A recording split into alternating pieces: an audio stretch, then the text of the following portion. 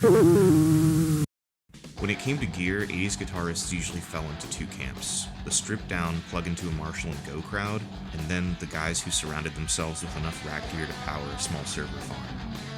Craig's typical rig included a Marshall JCM 800 2203 Classic, Furman PQ3 parametric EQ, sound shaping, Butler 911 tube driver, gain staging, Eventide harmonizer, thicken up the lead tone, roll into STE delay, exposing the sound, Kasha quick mod, more gain staging, and honestly, probably a good bit more that we don't even know about.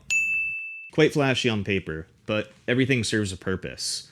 He actually seemed to know what each knob did, and he used certain effects sparingly, like his punctuation, to create something dynamic.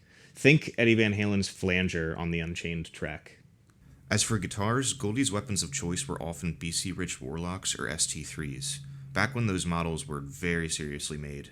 Manufactured in LA, neck-through builds, really solid tone woods, and usually had Super Distortion or JB pickups.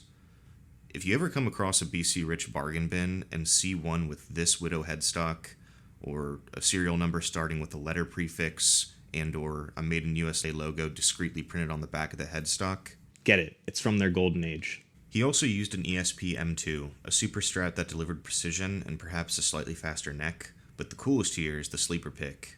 His 86 Fernandez signature model, neck through, custom built, EMG pickups, totally under the radar.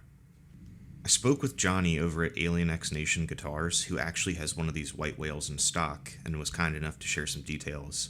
He's also sitting on a ridiculous vintage collection, and their custom builds are spot-on spec replicas of notable super strats from the 80s. I recommend you check them out.